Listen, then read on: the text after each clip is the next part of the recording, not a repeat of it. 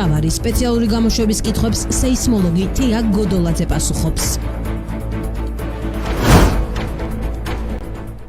მოგესალმებით, პირდაპირ ეთერში მუშაობას იწყებს საინფორმაციო პროგრამა მთავარი სპეციალური გამოშვება. მე ჟურნალისტი თამუნა გვილავა მთავარის გუნდთან ერთად დღის სიახლეებს გაგაცნობთ. ბოლო 24 საათის მანძილზე გამოვლენილი ვირუსით ინფიცირების 3759 ახალი დადასტურებული შემთხვევიდან იმერეთში 392 გამოვლინდა. ამის შესახებ უწყებათა შორის საკოორდინაციო საბჭოსთან არსებული საოპერაციო შტაბის უფროსის მოადგილე ბერდია სიჭინავამ განაცხადა. ამ ეტაპზე იმერეთის საავადმყოფოებში 1256 ადამიანი გადის მკურნალობას, მათ შორის მძიმეა 226. ხელოვნური სუნთქვის აპარატზე იმყოფება 44 პაციენტი. იმერეთის COVID სასტუმროებში მოთავსებულია 266 ადამიანი, ხოლო საკარანტინე სივრცეებში 35. ამ დროისათვის იმერეთში თვით იზოლაციაში იმყოფება 5180 ადამიანი. სულ იმერეთში საწოლ ფონდი შეადგენს 1120 საწოლს, აქედან თავისუფალია ამ ეტაპზე და ამ დროის მონაცემებით 30-მდე თერაპიული საწოლი. რეგიონში სულ გვაქვს 11 COVID სასტუმრო, 523 ნომერი, საიდანაც თავისუფალია 230 ნომერი. იმერეთში ბინაზე იმართება 6153 ადამიანი. ბოლო 24 საათში გამოჯამრთელდა 3574 პირი, ხოლო ჯამში გამოჯამრთელებულთა რაოდენობა გაიზარდა 17560-მდე. სამწუხაროდ უკანასკნელი 24 საათის მანძილზე გვაქვს კორონავირუსით გარდაცვალების 36 ახალი შემთხვევა. 2020 წლის 26 თებერვლიდან დღემდე სულ 1303 გარდაცვალების შემთხვევაა დაფიქსირებული. ბოლო 24 საათის მანძილზე მთელი ქვეყნის მასშტაბით დაწესებული შეზღუდვების ფარგლებში მოქმედი რეგულაციების დარღვევისათვის 984 ფაქტი გამოვლინდა. შინაგან საქმეთა სამინისტროს ცნობით, პირბადის ტარების წესის დარღვევის ფაქტზე 905 ფიზიკური პირი დაჯარიმდა. 21 საათიდან დილის 5 საათამდე დაწესებული გადაადგილების შეზღუდვის წესი დარღვევის ფაქტზე კი 79. შინაგან საქმეთა სამინისტრო კვლავ მოუწოდებს მოქალაქეებს დაიცვან დაწესებული შეზღუდვები. წინააღმდეგ შემთხვევაში გამოყენებული იქნება კანონით გათვალისწინებული შესაბამისი ზომები. ცნობისათვის პირბადის ტარების წესის დამრღვევი 20 ლარის ოდენობით ჯარიმდება, იზოლაციისა და კარანტინის წესის დარღვევა კი იწვევს ფიზიკური პირის დაჯარიმებას 2000 ლარით, ხოლო იურიდიული პირისას 10000 ლარის ოდენობით. განმეორებითი ჯარიმა კი სისხლის სამართლებრივი პასუხისგებლობას ითვალისწინებს. პრემიერ-მინისტრმა გიორგი გახარიამ სახელმწიფო რწმუნებულებს ეპიდემიოლოგიური მდგომარეობის გამოდაწესებული შეზღუდვების აღსრულების მკაცრი კონტროლი დაავალა. ვიდეო კონფერენციისას მთავრობის მეთაურმა ხაზგასმით აღნიშნა, რომ შეზღუდვების გამკაცრება ეპიდემიის გავრცელების შენელებას ისახავს მიზნად. პრემიერმა რწმუნებულებს მოუწოდა მაქსიმალურად შეუწყონ ხელი შესაბამის უწყებებს დაწესებული შეზღუდვების აღსრულების მონიტორინგში. მთავრობის მეთაურმა დეტალური ინფორმაცია თითოეულ რეგიონში ინფიცირების მაჩვენებლის ზრდის შესაბამისად COVID-ის მართვის პროცესში დამატებითი კლინიკების ჩართვის შესახებ, ასევე COVID სასტუმროების მობილიზების კუთხით გადადგმულ ნაბიჯებზე იმ მუნიციპალიტეტებში, სადაც მსგავსი საჭიროება გამოიკვეთა. მთავრობის მეთაურმა სახელმწიფო რწმუნებულებს მოუწოდა მაქსიმალურად შეუწყონ ხელი რეგიონებში ჰოსპიტალური სექტორის განტვირთვის პროცესს და აქტიურად ჩაერთონ ღონისძიებებში, რომლებიც სტაციონარებში საწოლ ფონდის შესაძლო დეფიციტის პრევენციის მიზნით ტარდება. მიმოხილული იქნა სხვადასხვა საკითხი, მათ შორის რეგიონების მასშტაბით არსებული ეპიდემიოლოგიური ვითარება და ჰოსპიტალური სექტორის მზაობა, მათ შორის COVID სასტუმროების ჩართულობის კუთხით, პრემიერ-მინისტრის მხრიდან განსაკუთრებით ხაზი გაესვა იმ გარემოებას, რომ შეზღუდვების მოქმედების პერიოდში განსაკუთრებული მნიშვნელობა ენიჭება მათ აღსრულებაზე ეფექტურ და მკაცრ კონტროლს, რადგან აღნიშნული პირდაპირაა დაკავშირებული ეპიდემიოლოგიური ვითარების დასტაბილურებასთან. ქუთაისელი სამოქალაქო აქტივისტის აკაკი საღინაძის ინიციატივით ორთვიანი საორგანიზაციო ჯგუფი შეიქმნა, რომელიც სოციალურად დაუცველ ოჯახებს სურსათ-სანოვაგით დაეხმარება, ასევე სადეზინფექციო საშუალებებითა და ჰიგიენისთვის საჭირო აქსესუარებით და მედიკამენტებით. მოუწოდებს საზოგადოებას ჩაერთონ ამ ინიციატივაში, რათა დავეხმაროთ პანდემიის გამო უსახსროდ დარჩენილ ოჯახებს, აცხადებს აკაკი საღინაძე. იქიდან გამომდინარე, რომ პანდემია არის და თან ამავდროულად გარკვეულ იმას შეზღუდვება, ვიცით რა მხელა ეკონომიკური ზიანი მოუტანა ქუთაისში ცხოვრებ არაერთ ოჯახს და ადამიანს. გადავწყვეტ, რომ ძალიან სოციალური ქსელით გავაგრძელებ თავიდან ინფორმაცია, რომ მოდალით ის ნაკრები ძალიან ორი მანძილზე რაც ველოდება, ასე ჩვენ მოვაგვირდით იქ რაღაც გარკვეულ ფინანსურ ყოველ ადამიანის და ეხლა მოგებით ასე ფედერაციის მანძილზე ისინი და იმედი გაქვს ადამიანები შეძლებენ რაღაც დაკავების კეთილ გამოდოდებას და კონკრეტულ ოჯახებს სოციალური პრობლემები მოვუგვაროთ მინიმუმ ამ ორი წლის მანძილზე რაც მათ წინ იდგა გამოდოდების სახით. ეს იქნება სუპერფიციტობა, ისიქნება მედიკამენტების სპატიკის საჭიროების დაკავება. ამისათვის ჩვენ მოვიციეთ ასე ვთქვათ, ახალ მოდელის პროცესში ვართ და თუ ვთქვათ, ვინმე ძალიან უჭირს და ან მეგობარი ყავს, რომელსაც ძალიან უჭირს, ჩვენ დაგვიკავშირდეთ, მე აკადემიაზე Facebook-ზე მარტივად შევიძლია მოგწერონ ან ჩვენი პოსტები შეხვდებათ უკვე, იმიტომ რომ ვაპირებთ რა შეიძლება თქვა ჩვენ ბაზარ შევცემით ქუთაისში ციგნების თაობა და ლიტერატურული ციგნების ახალგაზრდების, რომელიც ეხლა დაიწყო პანდემიის გამო, მათ დაგვიწყდა თავიანთი შენობა და იქნება ერთგვარი აფრის, სადაც მოხდება ყველა ამ ციგნების შეგროვება. თან პარალელურად ძალიან დიდი მადლობა უნდა ვუხსნა იმ კომპანიებს და მარკეტებს, რომლებიც ძალიან მადლობა ჩვენ მოგვიწევენ ფასტაგლებებით თუ უსასყიდლოდ გარკვეულ სახისმეტყველო პროდუქციას. ჩვენი გეგმა ძალიან მარტივია, შეჩეულოთ ახლა თუნდა რომ ამ ორი მანძილზე პირაში ერთხელ მივაკითხოთ და მივუტანოთ ერთი და იგივე ოჯახი, ძალიან ორი თვის მანძილზე. საჭირო პროდუქცია. ძალიან ბევრ ადამიანს აქვს დახმარების სურვილი და ქუთაისში მაინც და მაინც ვერ თანამონაწილეობდნენ და ჩვენ გადავწყვეტეთ რომ მოხალისეთა ბაზა შევქმნით ადამიანების ჯგუფი, რომლებიც სულად უსასყიდლოდ გეხმარებიან შეკითხვაში, გეხმარებიან შემდეგ ტრანსპორტირებაში ამ ასე ვთქვათ საკონტროლო პროდუქტების თუ და რაც არ უნდა იყოს ნებისმიერი რამის და შესაბამისად ინტერესი არის და იმედი გვაქვს იმის რომ საზოგადოების ხარდაჭერა იქნება. ქვეყანაში დაწესებული ახალი რეგულაციების გამო დაიკეტა ტანსაცმლის ბაზრობები, გარდა აგრალურისა და აიკრძალა მუნიციპალური ტრანსპორტი, რაც მოვაჭრეებისათვის შემაფერხებელი აღმოჩნდა. მეგატივის ჟურნალისტი მწვანე ბაზრის დირექტორს ოლეგ არღულიანს ესაუბრა, რა შეღავათების გაწევას აპირებს იგი ბაზარში დასაქმებულებისთვის. მისი განცხადებით, ტანსაცმლის დახლებზე მომუშავეები, რომლებიც შეზღუდვების გამო დაიხურნენ, მათთან გაფორმებულ ხელშეკრულებაში ცვლილებები შევა და ისინი საიჯარო თანხას არ იხდიან, ხოლო აგრალურ ბაზარში დასაქმებულები, რომლებიც ტრანსპორტისა და ხალხის სიმცირის გამო დახლებს ტოვებენ, ან შემოსავალი საკმაოდ მცირე აქვთ, იჯარის თანხა 20-30%-ით შეუმცირდებათ. მოგეხსენებათ, გარკვეულ კატეგორიას შეეხო ეს, რა ქვია, შეზღუდვები.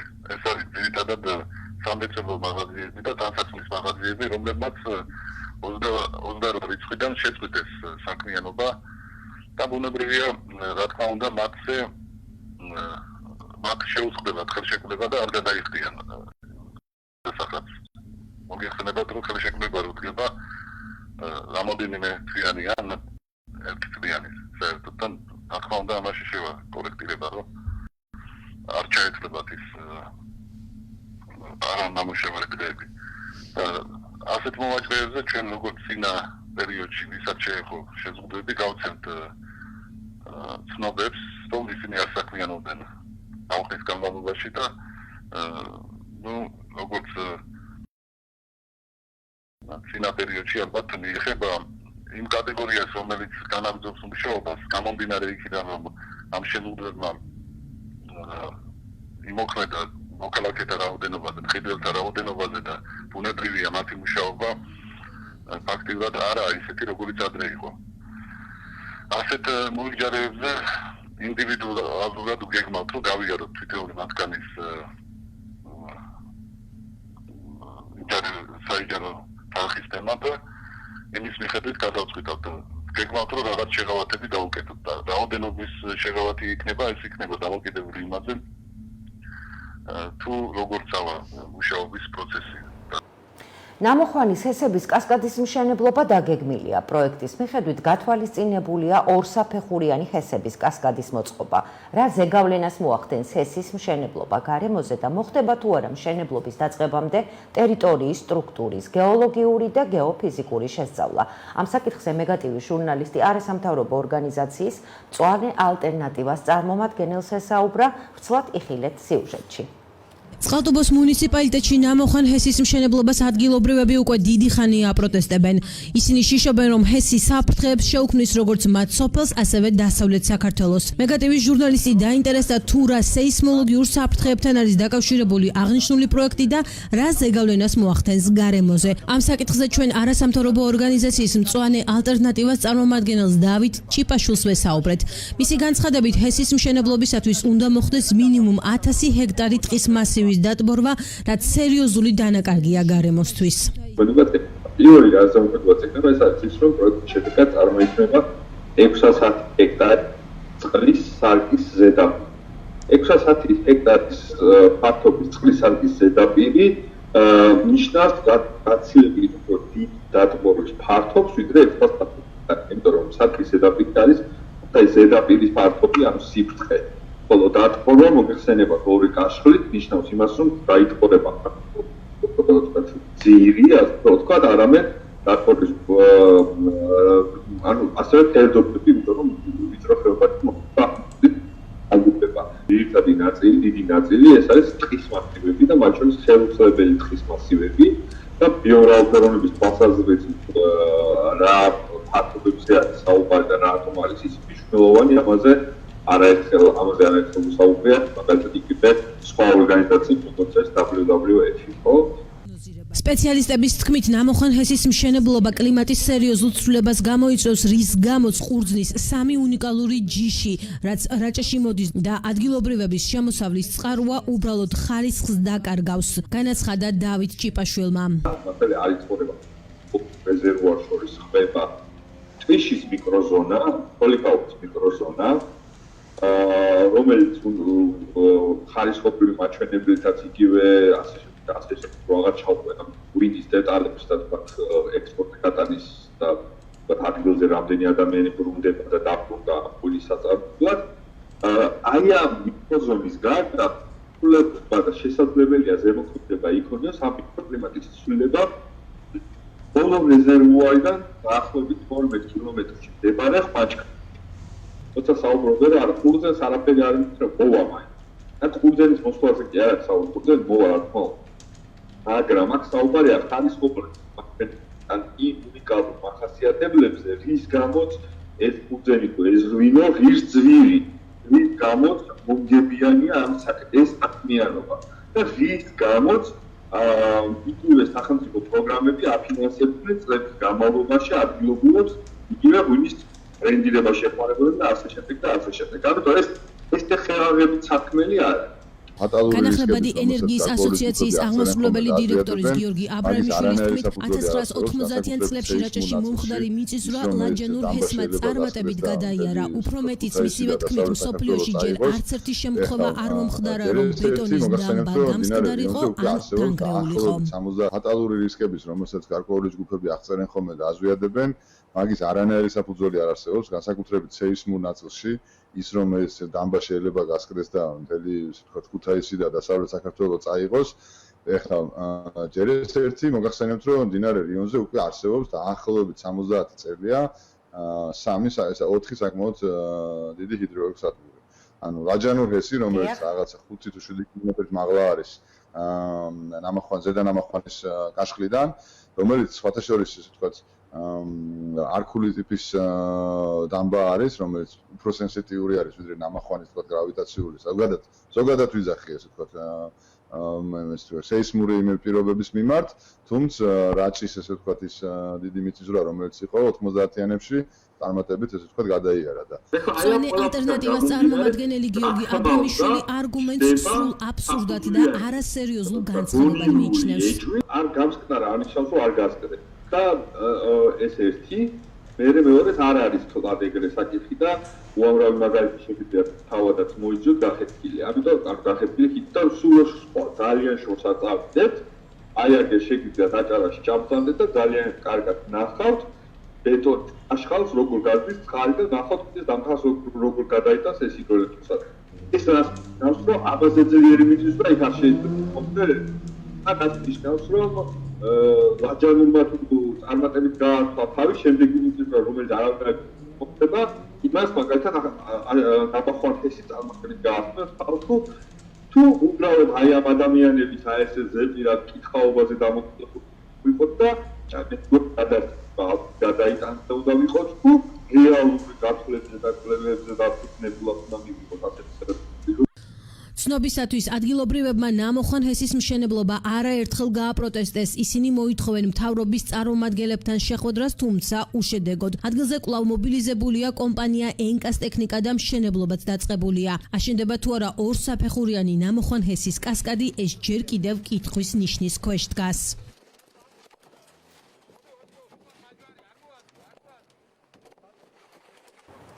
საინფორმაციო პროგრამა მთავარი სპეციალური გამოშვება პირდაპირ ეთერში მუშაობას სტუმართან ერთად განაგრძობს. დისტანციურად სეისმოლოგი თეა გოდოლაძე გვერდება. მოგესალმებით ქალბატონო თეა და მადლობას გიხდით რომ გვერდებით. ქალბატონო თეა, ნამოხვან ჰესის მშენებლობასთან დაკავშირებით საზოგადოების აზრი არის ორად გაყოფილი. ნაწილი თვლის რომ უნდა აშენდეს, ნაწილი ამბობს რომ არ უნდა აშენდეს. თქვენი პოზიცია ცნობილია, რატომ არ უნდა აშენდეს ჰესების კასკადი? თქვენ რა არგუმენტები გაქვთ? იცით როგორი რაღაცა არის, მე მოდით არ დაგეთანხმებით რომ პოლარიზებულია საზოგადოება და ნაწილი აშენდეს და ჰესების მშენებლობა და საერთოდ აი ესეთი დიდი სტრატეგიული მნიშვნელობის მშენებლობა საზოგადოებისთვის ვერ გადაწყვეტს ამას მხოლოდ საზოგადოება. მიუხედავად ჩემი ღრმა პატივისცემისა საზოგადოების მიმართ. ეს არის სპეციალისტების, აი ამ დარგის კონკრეტულად სპეციალისტების, თქვათ, სკულპტურული მუშაობის ლოგიკური დასკვნა. შეიძლება აშენდეს იქ თუ არ შეიძლება აშენდეს. ასევე ლოკალური მოსახლეობამაც უნდა მიიღოს მონაწილეობა, იმიტომ რომ ბუნებრივი საფრთხეების კუთხით ლოკალური მოსახლეობა უფრო მეტად ინფორმირებულია იმ სპეციფიკაზე, რაც აი ამ კონკრეტულად ამ ტერიტორიას ახასიათებს. მიუხედავად ყველაფრისა ეს ასია. და ამას ნებისმიერი გეოლოგიც გეტყვით და ნებისმიერი სეისმოლოგიც გეტყვით, რომ იქ მცხოვრებმა უფრო უკეთესად იცის თქვათ მისი გარემო, ვიდრე თქვათ ერთი შეხედვით ჩასულმა თუნდაც სპეციალისტი.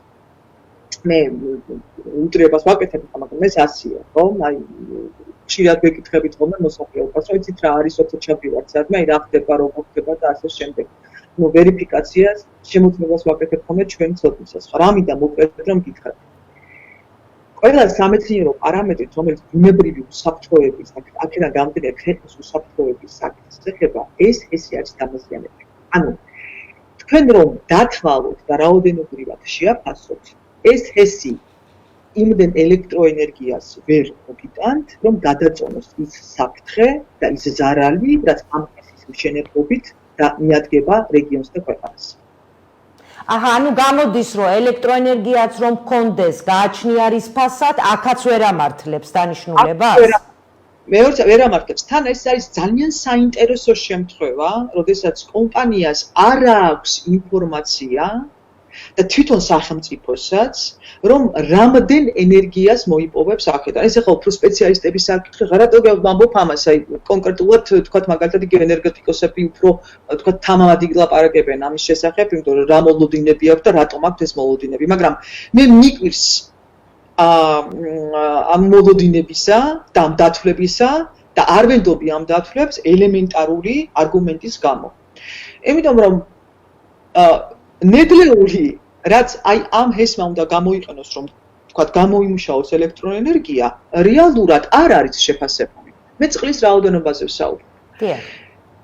წყლის რაოდენობა, ანუ წყლის ხარჯი რიონისთვის დათვლილი არ არის. ანუ რეალურად ის მათ არ აქვთ ინფორმაცია, რამდენი ექნებათ წყალი და თუ არა აქვთ ინფორმაცია, რამდენი ექნება წყალი, არც ის არ არის ვალიდური, თქვათ არცერთი ენერგეტიკოსის გათვლა, თქვათ რა მოლოდინები ამ ჰესთან დაკავშირებით. და აქ ეს რა გვაძლევს ამის დასკვნის საშუალებას, იმიტომ რომ ბოლო პერიოდში ასრულებული წესებიდან, ანუ სადგურებიდან რა მოლოდინიც იყო, ის მოლოდინი ვერ დადგა და უცხოურ კომპანიებმა, რომელიც ინვესტიცია განახორციელეს რეალურად წაგებაზე არიან, იმიტომ რომ არ არის ის წყლის რესურსი, რა რესურსაც ისინი აქ ელოდებოდნენ. ეს არის ბუნებრივი. საქართველოს ეს რესურსები შეფასებული არ არის.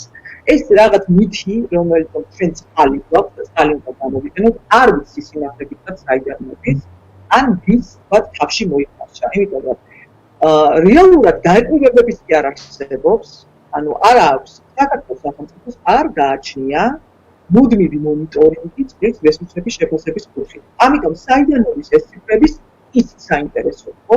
ანუ რეალურად ჩვენ მონაცემები არ აქვს, ან არარსებულ თანხმობ მონაცემებზე ვიღაცები რაღაც გეგმას აგებენ და ეს გეგმა და ეს თქვათ ასე ვთქვათ პროექტები შესაბამისად ზარალის გარდა ვერაფერს ვერ მოიტანს, როგორც ეკონომიკურ ზარალს მოიტანს, ასევე ბუნებრივი საფრთხეების კუთხით მოიტანს ესე იგი ადამიანთა მსხვერპლად. თუ ჩვენ გავიხარისინებთ, რომ ის რეგიონი არის ძალიან საშიში, არის მეწყრებისადმი მოწყვლადი და რეალურად აი მეწყრესაშიშ სუბინებს და კერებს გააქტიურებს ის ფაქტი, რომ ტენიანობა შეიძლება, კლიმატური პირობები შეიძლება ამ რეგიონსა და რეალურად დამატებითი საფრთხეა ეს უკვე აი ეს ასეთი ფიქრების გააჩნია, ესე იგი რეალურად რეგიონს ახასიათებს წყალმოვარდნები და ეს მახეთ საფრთხეში, რომ რაჭაში მყოფნებმა წყალმოვარდნამ რა გამოიწვია ლოჩხუმში, თავად კომპანიამ ნახას არ არის. ეს არის სეისმურად ძალიან აქტიური რეგიონი და ფაქტობრივად სამი მნიშვნელოვანი და მძიმე კომპონენტია და კიდევ ეს ტერიტორია გეოლოგიურადაც არამდგრად კარსტებით არის გეოლოგიურად აგებული და ინფილტრაცია ვერ გამოწევია სამკაშხლოს, ანუ წყლის კარგვა. ხედავთ რომ ეს 4 ფაქტორი საერთოდ არ არის შესწავლილი, არ არის გათვალისწინებული, ანუ არ ვიცით საიდან იწყება ლოგიკური ჯაჭვი და სად მთავრდება. გამოგნეთია, თქვენ ამბობთ, რომ სეისმური აქტივობა ერთ-ერთი მთავარი ფაქტორია, რის გამოც არ უნდა აშენდეს ჰესი. თქვენ ასევე აღნიშნეთ, რომ მიწისძვრის დროს ჩვეულებრივი კორპუსის აჩქარების სიმძლავრეზე შენდება, რაც ჰესებისთვის მცირე და დაუშვებელიაო. ანუ აშენებენ თან ნორმების დარღვევით? როგორ რაღაცა საქართველოს მაღლობი კაშხლის შენების ნორმა არ გააჩნია. აი თქვენ ხომ არ იცოდით ამის შესახებ, არა? აი ასე გეუბნებით პირდაპირ, რომ ჩვენ არ გვაქვს კანონმდებლობა, რომელიც ჰიდროელექტროსადგურების მშენებლობას არეგულირებს ამ ქვეყანაში. არ არის ასეთი კანონმდებლობა. ამიტომ რეალურად თქვენ რაც შეგიძლიათ რაც მინდათ ის აკეთეთ, ფაქტიურად აი ასეთი ველია, მოსუფთავებულია ველი 1000 ჯურის ადამიანისთვის, რომელიც მშენებლობას იბრალებს. აი, რეალურად უქმნის საფრთხეს მთლიანად აი უსაფრთხოებას მშენებლობისა. ეხლა რაც შეიძლება თქვენაც მკითხეთ სეისმურ დატვირთვებზე, რა თქმა უნდა, პირველი კვლევა, რომელიც წარადგინეს და რომელიც იყო აი აქილევსის ქუსლი ამ პროექტის, ეს იყო 0.3 ჟ-ზე, ან ჩვეულებრივად 10 სართულიანი კორპუსის სიმძლავრეზე დათვლილი კაშხალი, 100 მეტრიანი კაშხალი, თან სეისმურად აქტიურ ზონაში, ზედ რღვევაზე არარსებული რამ არის, ეს ციფრიც არის აღებული ძველი კვლევიდან, ჩვენი კვლევებიდან და მისი გამოყენებაც აი ქართული კანონმდებლობითაც კი ისჯება.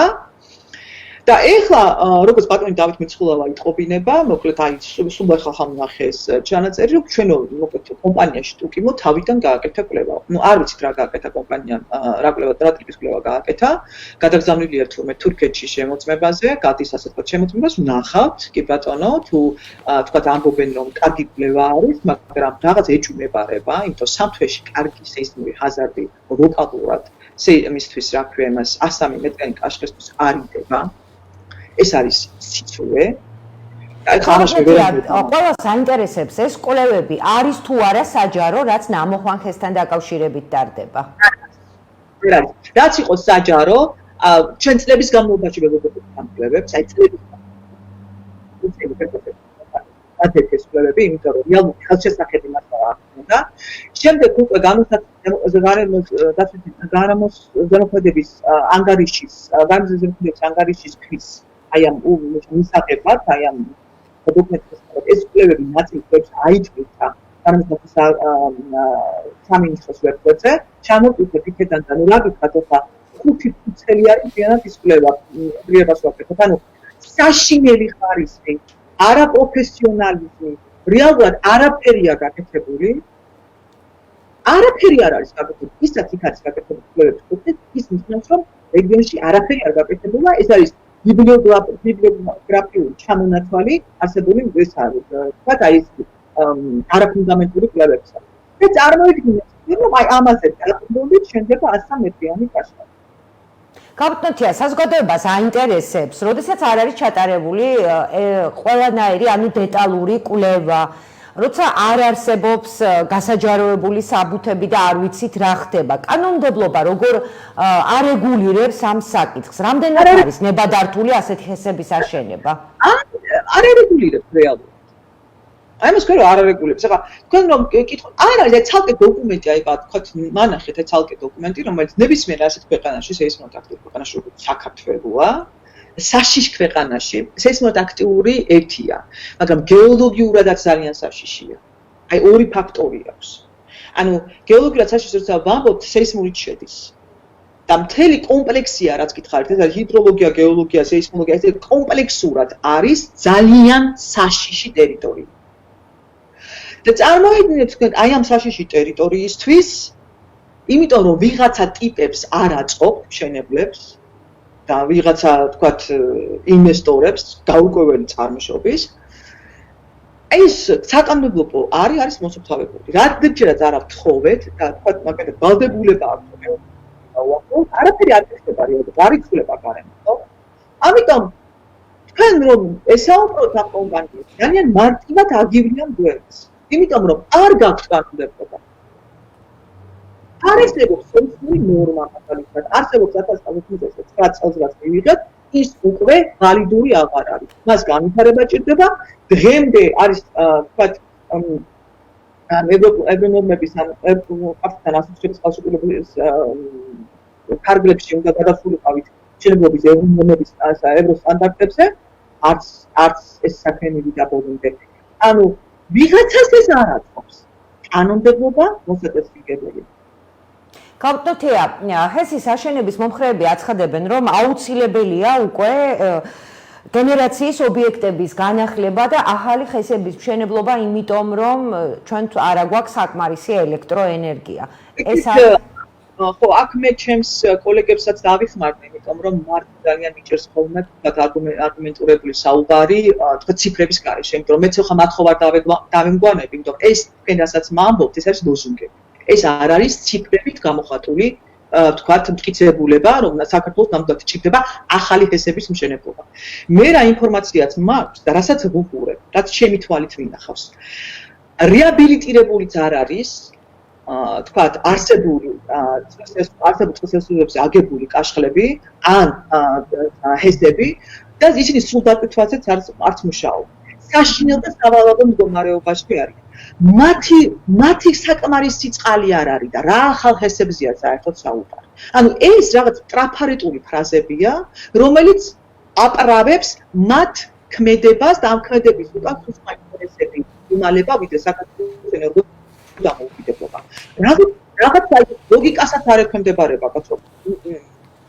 ისეთ ანუ ენერგოეფექტურობის პოლიტიკაც არ აქვს გატარებული ხო ქვეყანაში. არის იგივე თქვათ მაგალითად არ გვიწდია გზის ენერგიის გამოყენება, არ გვიწდია ქარის ენერგიის, არ გვიწდია დედამიწის სითბური ენერგიის გამოყენება. რატომაც ყველა ჰესებზე ლაპარაკობს, ხო?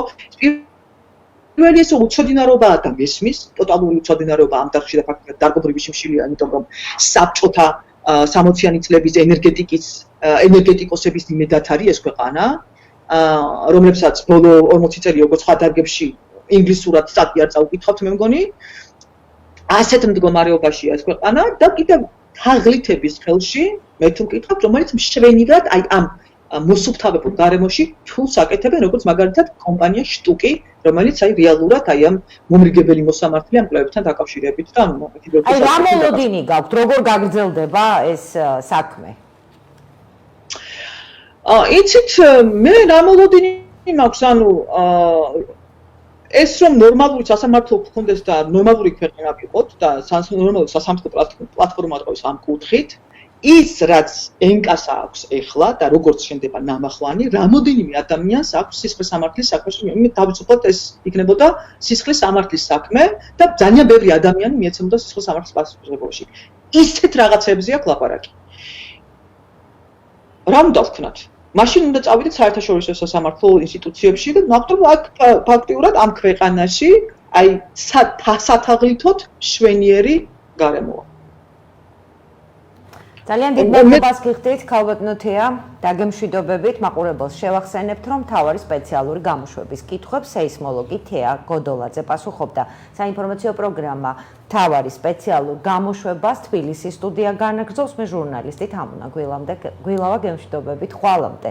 ჩვენი საინფორმაციო ხვალიდან შეგიძლიათ იხილოთ მეგატივის არხზე 8 საათზე. მადლობა რომ გვიყურებთ. ნახვამდის.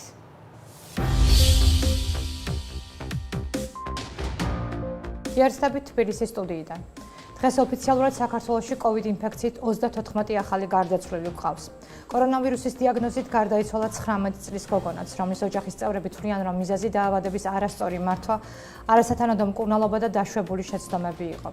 გარდაცვლილი გოგონას მამა მედიასთან ამბობს, რომ მიუხედავად შაქრიანი დიაბეტის ქრონიკული პრობლემისა, გოგონას მკურნალობაში მედიკამენტი დექსამეტაზოლი იყო ჩართული. COVID სასტუმროდან კლინიკაში პაციენტის გადაყვანის საშუალება მხოლოდ მას შემდეგ გაჩნდა, რაც მდგომარეობა დამძიმდა. ეს იმ ფონზე, როცა თავისუფალ საწვავ ადგილებზე პასუხისმგებელი პირებისგან არაერთი განცხადება გვესმის. ჯანდაცვის სისტემამ პაციენტის გადასაყვანად სპეციალური მიკროავტობუსი გამოყო, მაგრამ ოჯახის ინფორმაციით 19 წლის გოგონას გზაში ჟანგბადის მიწოდება დასჭირდა, რომელიც ამ სპეციალურ მიკროავტობუსში არ აღმოჩნდა. COVID პაციენტთა საეჭვო გარდაცვალების შემთხვევებზე მედიას არაერთი ჭირისუფალი მიმართავს. ოქტომბერში ჩვენ განგვიცხადეს, რომ საქართველოში პაციენტების კორონავირუსით გარდაცვალების შემთხვევებს ჯანდაცვის სამინისტროს კლინიკური აუდიტის ჯგუფი სწავლობს. ამ ჯგუფს მაგალითად უნდა შეესწავლა COVID-ით გარდაცვლილი 2 პაციენტის საქმეც. ბათუმში გარდაცვლილი მამაკაცის, რომელიც დაუზუსტებელი ინფორმაციით ექიმისგან დაინფიცირდა, მას შემდეგ რაც ინსულტის დიაგნოზით მოათავსეს კლინიკაში და 3 კვირის განმავლობაში მკურნალობდნენ და ასევე 51 წლის ქალის საქმე, რომელიც კორონავირუსით COVID სასტუმროში გარდაიცვალა. არც წინა საეჭვო და არც ამ ახალ უბედურებაზე 19 წლის გარდაცვლილთან დაკავშირებით, როგორც ისეთ სიკვდილიანობის ასეთი ახალგაზრდა ასაკი კორონავირუსის შემთხვევებს ძალზედ იშვიათას ახასიათებს, ჯანდაცვის სამინისტროს ჩვენთვის პასუხები ამ ეტაპზე არ აქვს. თბილისის ზღვის ჰოსპიტალში COVID პაციენტებს შესვლა უჭირთ, მაგრამ ყაჩაღებს სამწუხაროდ არა. ჰოსპიტალის დაყაჩაღების ფაქტი შინაგან საქმეთა სამინისტრომ დაადასტურა და განაცხადა, რომ საქმე ჯგუფურად ჩადენილი ყაჩაღობის მუხლით აწარმოებს. ჰოსპიტალის აღმასრულებელი დირექტორის დიმიტრი შავდიას განცხადებით, შემთხვევა გუშინ ღამით მოხდა. თავდამსხმელი 2 იყო და მათ თანხის წაღება შეძლეს. თანხებს კარგავენ სამთო ტურიზმის სექტორში. ამ დანარკარგების პრევენციის მიზნით ბიზნესი მთავრობასთან დიალოგში იყო, მაგრამ როგორც ჩანს, სასურველ შედეგს ვერ მიაღწია. ჩვენი სიუჟეტი ამ კუთხით შექმნილი მდგომარეობის შესახებ. რესტორნების, კაფეების და სარესტორნო ბიზნესთან დაკავშირებული ობიექტების ამუშავება, სამთო კურორტების გახსნა რეგულაციების მკაცრი დაცვით, საბანკო სესხების გადავადება 2021 წლის ზაფხულამდე, როგორც იურიდიული პირებისთვის, ასევე სექტორში დასაქმებულთათვის, ვინც სამსახური დაკარგა. სამუშაო ჯგუფის შექმნა ტურიზმის აღდგენის პროცესის დასაგეგმად. საქართველოს ტურიზმის ინდუსტრიის ალიანსი პრემიერ-მინისტრს განცხადებით მიმართავს. მათი თქმით, ტურისტულ სექტორსა და მთავრობას შორის კორონავირუსით გამოწვეულ პრობლემებზე უფრო ღრმა და ეფექტური დიალოგი უნდა წარიმართოს. განცხადებას ხელს აწერს სექტორში ჩართული 27 ბიზნეს გაერთიანება. სამწუხაროდ, მაინდა-მაინც ჩვენს ინდუსტრიაში მოხდა ისე, რომ სრული ლოკდაუნი. ანუ არ მუშაობენ არც მსხვილი კომპანიები არ მუშაობს არც არესტორნო ბიზნესი, სასტუმრო ბიზნესი გადასულია COVID სასტუმროების მოდელზე და ძალიან ცოტა სასტუმროა, რომელიც ფუნქციონირებს და თუ ადამიანებს არ ექნებათ ყოველთვის შემოსავალი, რაცანხებით შეძლებენ, ისინი თუნდაც შიდატული განვითარებას, ხო? ეს გვეხება ყველას, ყველა მოქალაქეს, განისჩევლად ინდუსტრიების, იმიტომ რომ ყველაფერი ერთმანეთზე ჯაჭვურად არის დაკავშირებული და შესაბამისად აი ამ ვაჭრულ გოლში რომელიმე ელემენტის გათიშვა იწვევს სრულ პარალიზებას. მთავრობის წარმომადგენლებს არაერთხელ აღუნიშნავთ, რომ შეზღუდვები ბიზნესებთან შეთანხმებით და საუბრების საფუძველზე დაწესდა. თუმცა როგორც ალიანსში ამბობენ, განხილვა ბიზნესთან მიდიოდა წერტილოვან შეზღუდვებზე, ამიტომ სფეროში ჩართულმა ადამიანებმა არსებული რესურსების მობილიზებაც დაიწყეს. საქართველოს პრემიერ-მინისტრი მაისში ამბობდა, რომ ტურიზმი იყო პირველი პოსტკრიზისული გახსნის და მხარდაჭერის თვალსაზრისით, თუმცა სფერო მასში ჩართული ადამიანების თქმით დღესაც პარალიზებულია. რაც შეეხება ეგრეთ წოდებული მეორე ტალღის დროს ბიზნეს სექტორის მხარდამჭერ პაკეტს, იგი ტურიზმსაც შეეხო. ტურიზმის სექტორში დასაქმებულთათვის 21 წლის პერიოდში ქონების გადასახადი იქნება გაუქმებული. ისინი გათავისუფლდებიან ტურიზმის სექტორის სრულად ქონების გადასახადიდან. ტურიზმის სექტორში თუ გახსოვთ 20 წლის განმავლობაში 4 თვის გადავადებული საშემოსავლო გადასახადი იყო, ეს იყო სულ დასაწყის პერიოდში. ჩვენ მივიღეთ გადაწყვეტილება, რომ ტურიზმის სექტორს ეს საშემოსავლო გადასახადი, რომელიც იყო გადავადებული, სრულად ჩამოეწერება. უწყებათა შორისი საკოორდინაციო საბჭოს გადაწყვეტილებით ბაკურიანში, გუდაურში, გოდერძსა და მესტიაში სასტუმროები ფუნქციონირებენ მხოლოდ საკარანტინო სივრცეების მოწყობისთვის. იზღუდება სათხილამურო ტრასებისა და საბაგიროების ფუნქციონირება. არ მუშაობენ კვების ობიექტებიც. დღეს ვირუსთან ბრძოლის საერთაშორისო დღეა, რომელიც გასული საუკუნის ბოლოს შიშს მსოფლიოს არაერთი ქვეყნის მაცხოვრებელს გვირდა. თუმცა დღეს მსოფლიო ძლიერია შიდსის HIV ინფექციასთან ბრძოლის კუთხით. საერთაშორისო სოლიდარობა და გაზიარებული პასუხისმგებლობა. ეს შიდსის საერთაშორისო დღის წლევანდელი დევიზია. ამ დღეს ადამიანები ერთიანდებიან, რათა HIV ინფიცირებულებს სოლიდარობა გამოუცხადონ. დღეს მსოფლიო სხვა ინფექციებთან ერთად COVID-19-ის მართვის აუცილებლობის წინაშე დგას. ამბობს ჩვენთან საუბრისას ეპიდემიოლოგი მაია ცინცაძე. როგორ იცვლება ქვეყანაში შიდსის გავრცელების დინამიკა და რა გავლენა იქონია მაჩვენებელზე კორონავირუსის პანდემიამ. მაია ცინცაძის თქმით, საქართველოში ეპიდემიის დაწყებიდან დღემდე HIV ინფექცია შიდსის 8600-მდე შემთხვევაა რეგისტრირებული. როგორც ის აღნიშნავს, პანდემიის გამო ტესტირებაზე მიმართვიანობა შემცირებულია. COVID ინფექციამ თავისი გავლენა იქონია გამოვლენის მაჩვენებელზე, რადგანაც ნაკლებად ხდება COVID ინფექციის გამო HIV ტესტირებაზე მსურველთა, ასე ვთქვათ, მომართვიანობა, რამაც გარკვეულწილად შეამცირა მომართვიანობის შემცირება, ასევე გამოვლენის მაჩვენებლის შემცირება, თუმცა მაინც დღეისათვის, აი პირველი 11 თვის მაჩვენებელით გვაქვს 500-მდე ახალი შემთხვევა, რაც საქართველოსნაირი პატარა ქვეყნისთვის დამერწმუნებით არც ისე მცირე რიცხვია. რაც შეეხება არარეგისტრირებულ შემთხვევებს, როგორც ექსპერტები ვარაუდობენ, დღეისათვის საქართველოში HIV ინფექციის გავრცელების სავარაუდო მაჩვენებელი შეადგენს 9400. შეზღუდული გადაადგილებისა და რეგულაციის პირობებში შიდსის ცენტრის ეპიდემიოლოგიური განყოფილების ექიმი გვეუბნება, რომ HIV ინფიცირებულებისთვის სპეციალური პროგრამა მოქმედებს, რაც მათთვის მედიკამენტის სახლში მიტანას გულისხმობს. ჩვენ ვერ მივცემთ COVID-19-ის პანდემიას იმის საშუალებას, რომ HIV ინფექციასთან რთულ ბრძოლაში მოპოვებული გამარჯვება ხელიდან გამოგვლიჯოს. ეს განცხადება ჯანდაცვის მსოფლიო ორგანიზაციაში ჯერ კიდევ ივლისში გაკეთდა. ორგანიზაციაში მათ მიერ ჩატარებულ გამოკითხვაზე დაყრდნობით განაცხადეს, რომ 24 ქვეყანა მედიკამენტების მარაგის კრიტიკულად შემცირების რისკის წინაშე დგას. გამოკითხვამ ასევე აჩვენა, რომ მიმდინარე COVID-19-ის პანდემია ანტივირუსული მედიკამენტების დროულ ტრანსპორტირებასაც აფერხებს. საქართველოში მოქმედი შიდსის ცენტრის წარმომადგენელი კი ჩვენთან საუბრისას ამბობს, რომ ქვეყანას მედიკამენტის მარაგი აქვს და პაციენტებისთვის მიწოდების პრობლემა არ შეიქმნება. შიდსის საერთაშორისო დღე 1987 წლიდან მსოფლიოს მრავალ ქვეყანაში აღინიშნება.